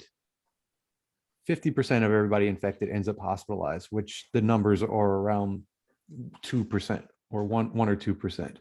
And this is where, like you said, the myths come in. Where are the actual myths? mm, The peers that believe that if they get sick, they got a 1 in 1 chance of going to the hospital, or 1 in 2 chance of going to the hospital, or the ones that actually know that most likely if they're in good health, it's going to be okay. mm. This isn't even remotely ethical, and this is coming from bioethicists. You're saying here, get your coworkers to get your employees to do your dirty work for you so that you can have your hands clean and you can't be hit with a lawsuit. This is Psaki standing up there and saying, strongly encouraging social media companies to do their censoring for them. So, hey, we're not in violation of the First Amendment here because we, the government, aren't doing anything, but we have this huge oversight and regulatory power over these companies, and we're going to strongly encourage them to do the censoring. It's the same idea as the vaccine mandates. Is, well, we're not actually going to implement these mandates. We're just going to propose these regulations and rules because we have so much regulatory oversight and we can make your life a living hell and ruin your business so that the companies implement them themselves. How the hell is that ethical? Yeah, and that's where we already have, everybody says, oh, it's a private company, they can do what they want. But no, they can't, not when it involves your body, unless it affects everyone else and they're protecting their other employees. But at the same time, that's where the argument has to shift. Does it affect everybody else? And the answer is no, or the answer is most likely no, according to the current evidence, because the thing doesn't stop transmission. And to what degree it does work, it prevents you from getting seriously ill if somebody else brings it into the situation. So it just the standard of evidence isn't high enough to allow for even a private company involving a medical. Okay, so this is why I'm trying not to be false equivalent, but I can put a caveat on it. You cannot force, and this is good where we're gonna ruffle some feathers here. You cannot force your female employee to have an abortion because it's better for your business. It has no effect on anybody else but her. She will have to go through the pregnancy, become a little less productive as the end goes through it, if she chooses to have it, I'm saying, and have to take time off afterwards. That only affects the employer and the employee. That doesn't affect all the other employees. So we can't do it. You can't mandate that. That would be discrimination on the employer's part. So the argument has to be on how dangerous are you to everybody else? Because we have a standard for this. And everybody that's going to fight for the first example I just gave needs to be fighting for this if that standard isn't met. That's why I hate the political aisle thing, because you have to contradict yourself. That standard has not been met. Not even close. Now, we thought it did in the beginning, but we went through that process. We had 6 weeks to flatten the curve. We had all of that. We're too far along in the process to use that unknown factor now.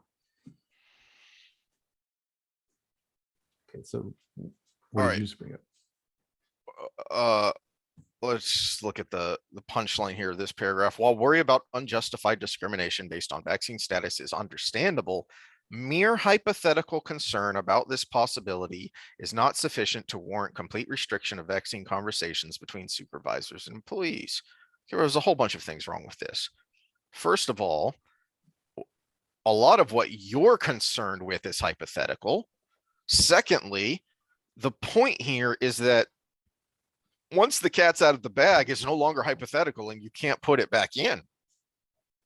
Once you've already had those conversations about vaccine status,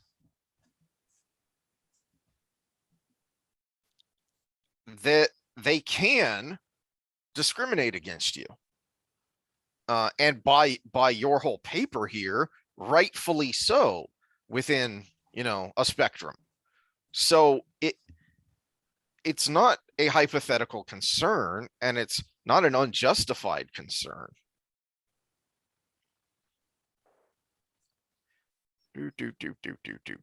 Conclusions. Okay. We'll get to that in a second.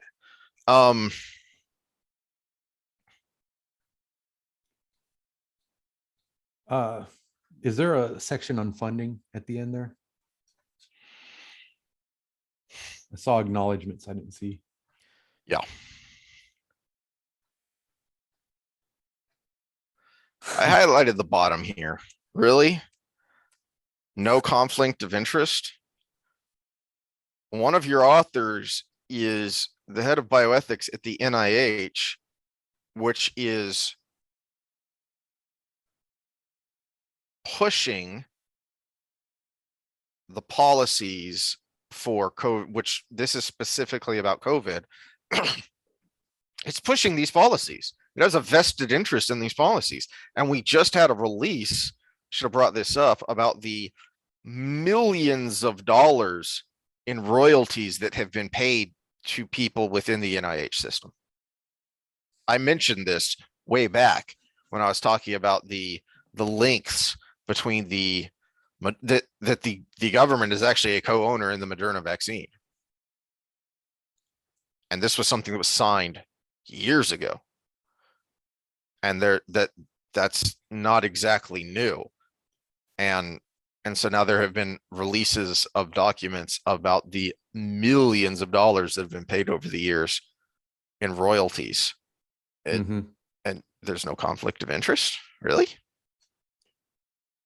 I didn't know to be ready for this, but Russell Brand's got a good 15-minute little monologue on this where he's got as much information as available on those, because there's so much redacted right now and they're taking forever to get the information out.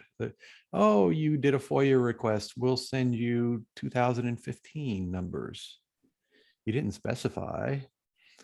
So yeah, it's quite a bit of kickbacks, we'll call them, with that funding. So there is a lot of conflict of interest, but we saw it with the other topic we talked about.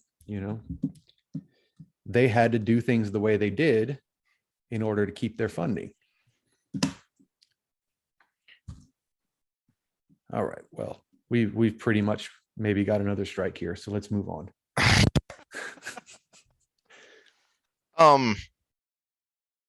So a couple of final thoughts on this article. First of all, in both the introduction and the conclusion, I've ranted about this before, and I know you disagree mostly with my vehemence of it, but our analysis, so shut up. This is why I hate the term social science. It's not a science.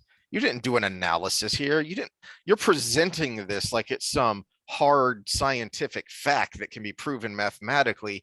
You're standing on a soapbox pontificating. You don't have any more. Why would you say I'm going to disagree with you? Because that's exactly my stance on what we're about to talk about. Well, because I've called a vast array of things of sciences, they're not science, that they're, if it can't be shown, if it can't be proven mathematically, then it can use the scientific method, but it's not science. And I think that term has been muddied, and it's used as a fallacy of an appeal to authority of, well, this is science. So, well, no, hold on. You're just making a rational argument here. This is where I would disagree with you, because the scientific method is designed in a way to remove biases. And a lot of the examples you're talking about, it's like those articles where never do this exercise, and they go on to describe a poorly done version of that exercise. The examples you talk about in the social sciences, they bypass the actual scientific method, because they'll add a critical lens, or they'll start with a conclusion and keep changing the methods until they get the result they want. So that's not the scientific method. That's a fair point. So the scientific method goes from the bottom up, not from the top down. And along the way, you can add to your discussion section that maybe if we had done this differently, this different result might have happened, but your conclusion has to be correspondent to the actual experiment. And that's where it's different. It's, yeah, we forgot to consider these other things. Maybe someone should do further research versus what we actually did. And where the social sciences are going, we want this result, or we think we can get this result if we keep playing with the stuff. And if we keep playing with the stuff, then we can get there, and they do. And it doesn't always mean it's wrong, because sometimes you do need these other considerations, but you have to run the initial experiment from the bottom up first, and then maybe continue to add other things. And now we're looking at considerations, and people can piece it out and also replicate your work. So the methods is how people replicate your work. And that's where we're going wrong, is they're starting from the top and just playing with everything until they get the result they want. And presenting it as authoritative because it's the science. Okay. No, you're standing on a soapbox, making a philosophical argument. Anyone can stand on their own soapbox and put together a rational set of arguments to counter what you're saying. Which is how we get to where we're at. So this is, now obvious caveat here, it is an opinion piece, but it's still making the rounds. And biological science rejects the sex binary, and that's good for humanity. So this article is an opinion piece, but this writer, this Princeton doctor here, has not opinion publications on the subject. So that's where we're getting into the waters here. So let's just start from the beginning. Biological science rejects the sex binary, and that's good for humanity. First of all, no, biological science does not reject the sex binary. You do. That's why it's an opinion piece. But talks about why it's a controversial topic at the moment, and some of the things of the past that were not as correct. And again, I hate when they reference something from the 1800s, because we have kind of advanced a little bit in science since then, and mostly we still have the same thoughts to some degree. Okay, so now this statement here: when one looks closer at the biology of sex of animals, including humans, it is clear that Darwin, biologist E.O. Wilson, geneticist Angus Bateman, and various Republican politicians were creating the us and them right here, right? So we put Darwin, E.O. Wilson, and one of the greatest geneticists ever with Republican politicians. So if you're a lefty scientist reading this, you are now officially, if you don't agree with them, lumped with Republican politicians. If you don't agree with everything from here on out, from here down, you are a fan of Ted Cruz. Okay, so this is a tactic with columnists here. So just pointing that out. One of my themes here is to point out the tactics of activism. So now you're a Republican politician if you say, hey, something's wrong. Now the way off and flat out wrong. Okay, first of all, did that switch for you? Mm-hmm. This is a book from 1948 with the way off. This is E.O. Wilson from 1979, who also wrote, who was talking about Darwin in 1859. So this is his evidence that we're way off right now, that these people were wrong, 50 years ago, 150 years ago.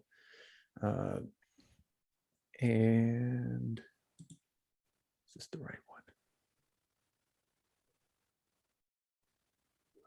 Yeah, I must have messed that one up, but okay. So again, equating any disagreement with being a Republican politician, that's number one.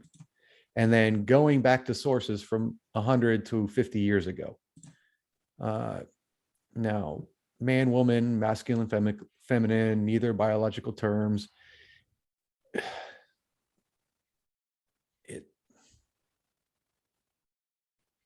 Let's go to the numbers.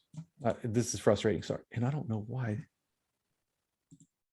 my screen keeps telling me to wait here, but okay. So 140 million babies born last year, at least 280,000 did not fit into a clear penis versus labia model of sex determination.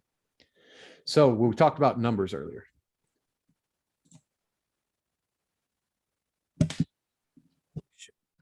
Am I still there? Hello? Hello? Yep.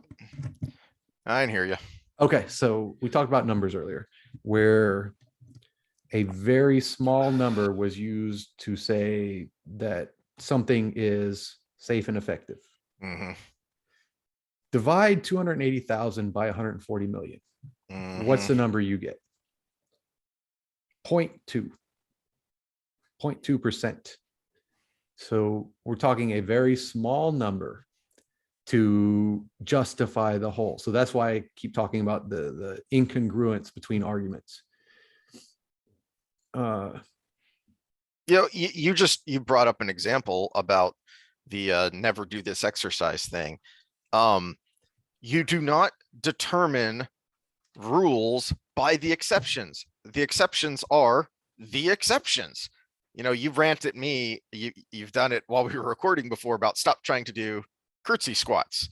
Okay, I got funky hips and wonky knees, and they are potentially dangerous for me. I can aggravate my wonky knees, so nobody should do curtsy squats. No, I'm an exception. The thing itself is still defined a certain way. It still is what it is. It doesn't change just because I can't do them. Next statement here. There are for example, people with XY chromosomes, which would be male, who have female characteristics. Did we not talk about those exceptions? Yeah. Because they have an androgen receptor problem, so the testosterone does not bind. And so they grow up looking, acting, having all presentation as a female, but then they hit puberty and nothing happens. Yeah, that is a very small percentage of the population, and it exists. That is not a reason to upend all we know about male and female.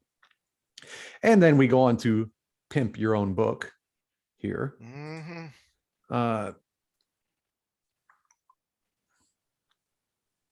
Okay, so, and of course there are differences in capacities to give birth. Yes, if you have an XX chromosome, you will be more likely to give birth and lactate than someone with an XY chromosome. Even this example of a difference with the XY chromosome presenting as a female cannot give birth. And then goes on to show examples of a male who has kids and was able to birth children that had a womb inside his own body because of a genetic defect or again, this is using these anecdotal issues to prove a societal level point.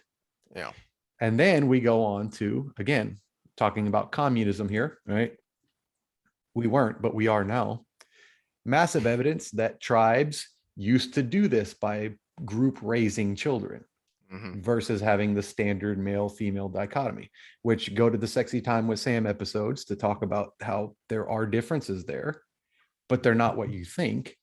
And yes, this did happen. And again, we just brought up in this episode, we're good up to about 150 people.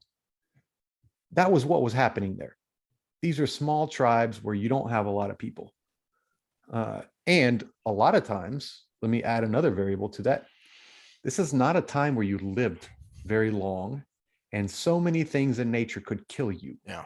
So if I'm a great warrior that hunts mammoths and I birth 2 children, a twin set of children, but I go out for the next mammoth hunt and die, the community raising has to happen.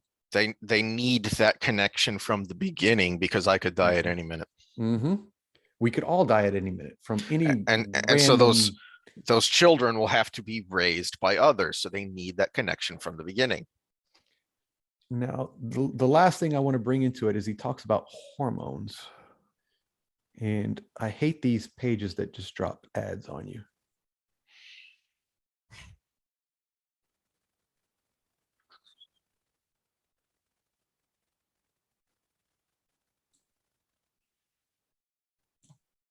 No, that's cultural. Here we go. Of course, he talks about being misogynistic, sexist, and homophobic to close the loop on the Republican part. I must have skipped over it. So while you're looking for that. Oh, here we go. Okay. There we go. Because we're a fission of nature and nurture, which we are, it totally makes you not have any difference, but birth, lactating. Okay, so what he talks about here is overlapping bell curves, basically. Because overlapping bell curves exist, there is no difference between male and female, is his overall argument. But I need to get our whiteboard up. So you put your thought in while I draw this graph. I love he brought this up, that there are species of fish that switch between male and female. Okay, first of all, are you a fish? No, men aren't potatoes, sir. It's a Starship Troopers reference. Go read the book. Movie is stupid and I hate it. Anyway. Secondly, all right, if you want to use that as an example, let's focus on that example a little bit. When those species of fish change their sex, they change their sex. Okay. And that's something he was talking about and trying to justify with these exceedingly rare examples, like you said, of somebody who was born with both reproductive organs. That is, I mean, that's like being a Siamese twin. That that doesn't make that doesn't mean that, you know, twins aren't a thing, or people aren't a thing, or that a conjoined twin is, you know, somehow a new species or something. No, this is an abnormality. Now within these fish, it is the norm. Okay. That's different. And they are born with this is why I find the title of his article absurd. Is, hold on, sex in biology is founded on reproduction. How do you reproduce? So these fish are still sexually reproducing organisms, and they have the ability to turn on and off one or the other. They have both sperm and egg. If you decide that you have the brain of a female and you were born a man, and so now you're going to transition to becoming a woman, you don't suddenly get a uterus and fallopian tubes and eggs. No, instead, what you have is a mutilated penis that has been inverted and shoved up in your body to create an artificial cavity, which will prevent you from experiencing sexual orgasm, let alone actually reproducing. That's just a fact. Sorry, you're not a woman. You're something else. Is my graph coming through here? Yeah. Okay. Oh man. I'm going to piss off the article. Do we have pink? No, closest thing we got is red. Okay. So let me make these equal here in number. Okay, so he talks about hormones and everything being overlapping bell curves. Now, if people will look at one thing just for a clarification on graph, this means I skipped a lot of numbers. Okay, so it's not to scale. So 5 to 2.4 is to scale. And then all the way up to 10 is still to scale. But then when I did the other one, we go a bigger scale. So we go from 10 to 35. So you're 0.5 to 2.4. Yeah, 0.5 to 2.4. Yeah. Okay. And it actually worked out because there are technically more females than males in the world right now. So his whole argument is based on overlapping bell curves. Can you tell me what this bell curve chart would represent if the red is females and the blue is males? My first guess was that it's testosterone levels. It is testosterone levels. Test. This is the difference between a high testosterone female, XX chromosome, but was in an environment that raises testosterone, versus a low testosterone male. Now, granted, there are some tails to that curve, but this is the difference. If you want to tell me everything's the same and everything's overlapping, no, testosterone is not overlapping.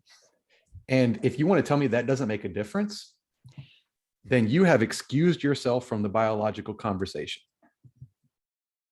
Because the effects testosterone have on your body and on your brain are not only significant, but I would say extreme, especially in a womb situation. You showed the Penn swimmer that you showed his ranking when he was swimming in the men's division. I think he was 459th ranked swimmer. He destroyed the women's division while walking around in the locker room with an erection. That was an article I had, and we never circled back to that, but after the fact, people are finally starting to talk anonymously, and there are young women who were in the locker room and telling reporters, yeah, he walked around in a state of arousal and it made us all really uncomfortable. You think? Okay, now so we're talking about evidence. Here's the scientific paper, not the opinion paper. Dump dimorphism, which is a duality between brains, right? In the synthesis of human brain studies reveal few male-female differences beyond size. Now, one of the statements they make, which is one of their points, is sex accounts for only about 1% variance in structure or laterality. Okay, so let's analyze that statement. That sounds like a damning argument for there is no difference between men and women in the brain. 1% difference. Let's account for the fact that most of our brain is for bodily functions, not for thought, right? What do I feel? What do I think? Most of our brain is to pump your heart, breathe in, breathe out, take a step, do processes we don't even think about, like regulate our gut microbiome. So You know? my first instinct, the first thing I thought about, and I'm not even sure where you're going with this 1% here, or what they're talking about with that 1%, but I believe a chimpanzee is something like 98% genetically similar to a human. And That that's too, even a misleading number. yeah. That's 98% of everything that's different between primate or animal and human. So that 2% makes a big difference. Yep. I think we're 70 something percent similar to a dandelion. That 20 something percent makes a big difference. And so when we talk about variability between like siblings, so I'm 50% the same as my brother, right? Theoretically, and give or take, because it depends on how things matched up when whatever sperm hit whatever egg, right? So 50% difference. But if you've met me and my brother, you would say we're completely different people. Yeah. And so the 1% variance, let me kind of quantify this in another way. So 1% of your brain, that they're doing brain scans for this study. 1% of your brain, if I have a tumor that is 1% of the weight of my brain or the size of my brain in my prefrontal cortex, medial, prefrontal medial, ventral medial cortex, I would lose control to some degree of, I would basically become a sociopath. Okay, so that 1% of my brain changing would change me as an individual to radically. It doesn't just change me to be like, oh, I can't see blue anymore. No, it changes me to the fact that to the extent that I would be a completely different person mentally. So this as evidence that we should embrace this whole everybody gender neutral society as we go forward, which we got from that last paragraph that I highlighted there, is a butchering of the scope of the differences. Yeah. And it is completely unscientific, because that difference can be all the difference. Yeah. It also seems flawed to me, because it's logical to me that there would be more of an overlap in bell curve mentally, because we have more control over our mental faculties. We have more control over what we think than we do over our physiology.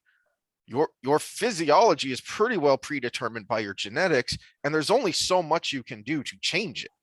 I mean, we've used bodybuilding as an example in fitness, and to change it that radically, they have to inject or consume dangerous quantities of foreign substances to change their body that radically.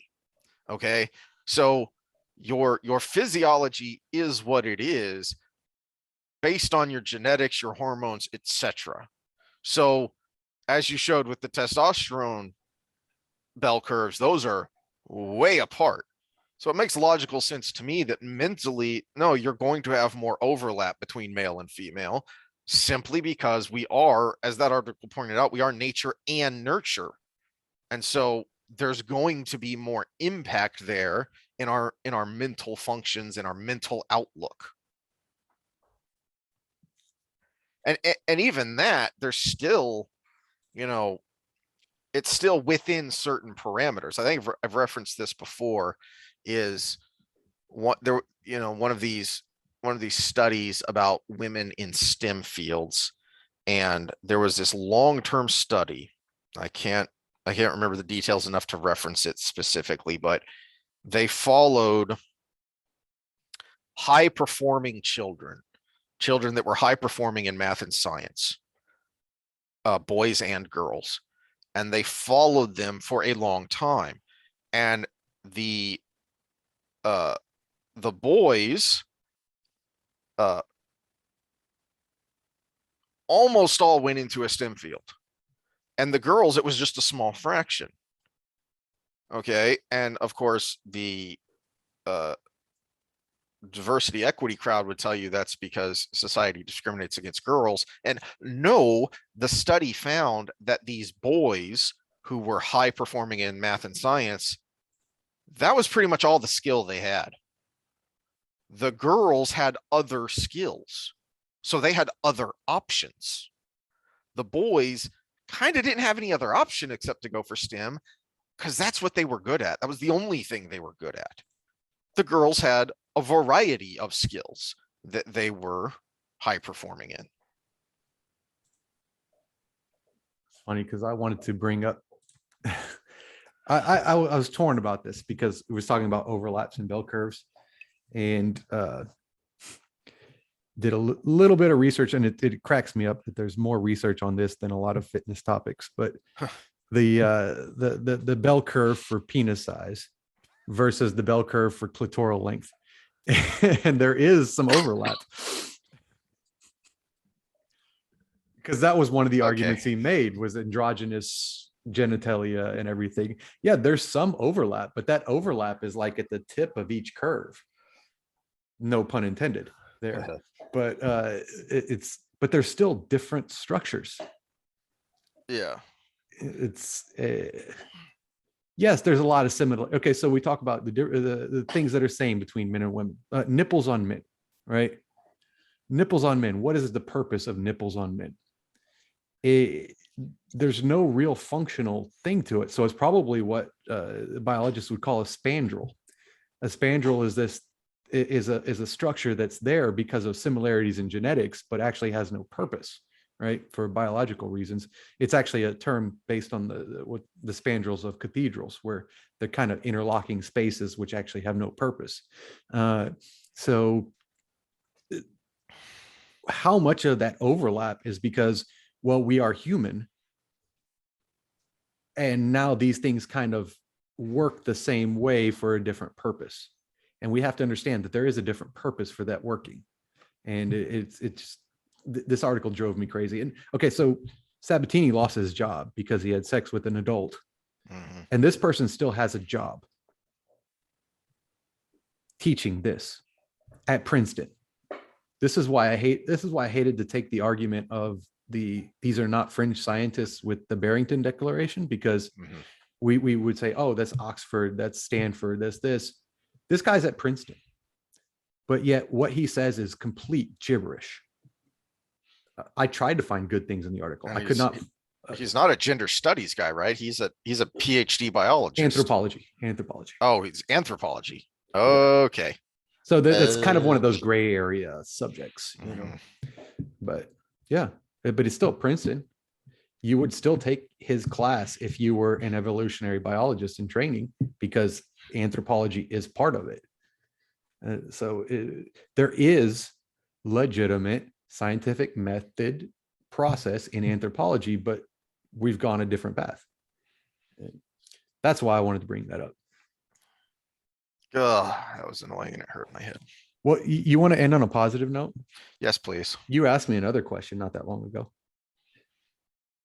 Someone apparently asked you how much sex they have to not have to go to the gym. So I had to research it a little bit, and there's not a lot on it, but and it's a really difficult subject to study because there's some ethical things to that. You didn't do a research project because just to draw a little bit of blood was a pain in the butt on the paperwork. I can't imagine what the paperwork on this would be. So there were a couple good studies, but they had people run on treadmills to measure metabolic demand, and then they had them basically wear the same measurement apparatus when they're having intercourse. And so first of all, there's a selection bias here because you're probably going to attract in shape people for this study if you did a public announcement to get it. And the average person has sex for like 6 minutes, I think is the average. And the average in these studies was 25 minutes. So obviously we've got a little bit of skewed data from the average human. So again, it was in shape individuals, which by the way, should be a testimony to get in shape and you'll have better sex. But it was somewhere around like 4.8 calories per minute for males and 3.2 or 6 for females, which comes out to 150 to 300 per hour if you were to have sex. So theoretically not the best calorie burning. But there is an element of intensity to yeah. It depends on how you're doing it too. I mean, if you're laying in a sweaty mess afterwards, it's going to be different than if you're tantric for a couple hours. So there's so many different factors that could play into it, but those are the numbers. So if you have a relatively vigorous sex with an average of 25 minutes of action. Well, the way I would like to put it though, and this is just me talking beyond the numbers, is get on something that's kind of a total body machine, like a rowing machine, and see how vigorous you can be for how long you have sex. So time your sex sessions, say you average 10 minutes, then get on a rowing machine and see how vigorously you can row for 10 minutes. And that would be technically your effort level that you can sustain for that. So you can kind of get an idea that way if you want to do a personal check. I think the rowing machine will probably be the best. Here's what I'll end on, and how I would put it is there is a difference between exercise and activity. Mm-hmm. So this is one of my rants about some of these. That's true, because your data would be skewed on my rowing machine experiment by the fact that you're not enjoying yourself as much. So I get annoyed at a lot of these like Reddit or Instagram fitness challenges a lot of times, because I'll point out that's not really exercise, that's activity. Now, that's not to say it's not important, because our lifestyles now are so sedentary that we rarely burn calories outside of the gym. But you need that baseline of calorie burning to put yourself into deficit if you're trying to lose weight, or at least keep yourself steady if you're trying to maintain. So that activity is important physically. And you've talked about mentally, of just go for a walk. It does a lot for your mental health. So it's important to find activities that you can do regularly, that you enjoy, and that at least burn a few calories. Mm-hmm. So use even something as simple as mow your own damn lawn, just little things like that. Okay, so we need to finish on a really good note. So let me take a quick pee break, and I'm going to talk about exercise and sex real quick. Ooh. Sorry for the hiccup. I know this is going to be a quick little section, but my eyes were turning yellow. So, and I'm going to try not to get a splinter, but as I was gone, my dog apparently chewed apart a stump and left it in my where I plant my feet here. So bringing you a present. yeah, he's good at that. Okay. Exercise and sex. Beyond the obvious things, if you're more cardiovascularly fit, obviously you're going to be able to handle more time in any kind of physical situation. But let's get to kettlebell swings. Every time I'm doing kettlebell swings with a guy and they can't do it, and they do this kind of motion instead of popping their hips. I don't know if you can see my hips, but you can get that every time that I can't seem to get them to get it down, no matter what my coaching cues are or how many times I show them or my first thought in my head is your poor wife. Because this does not get the job done. You gotta be able to move your hips to some degree. And in this seated society we have now, being able to move the hips is kind of a skill that a lot of people are having. Yes. So this is what you see because you have your own setup. So what I see though, mostly women in a box gym doing kettlebell swings is mostly women, and they don't pop their hips. They move more than what you're showing, but they're doing it They as squat. They squat and then they do a front raise. They're doing a delt raise. Stop lifting the freaking kettlebell. The kettlebell should swing because of the momentum you generate from the pop of your hips. Yeah, I call this, and this is why I hate everything that goes mainstream. That's the Jillian Michaels kettlebell swing. It really became popular around that time, where it was get the burn, squat and lift, and you get a little momentum from coming up from your squat, but you don't really get a pop. When a lot of kettlebell work in general, but a kettlebell swing, your arms should be like a rope. There is no momentum created by the arms. They're like a rope. The weight swings back and you pop the hips forward and that rope swings forward. And one coaching cue that I've used quite successfully is I actually have a medicine ball on the end of a rope that you can use for swings or on the head and stuff like that.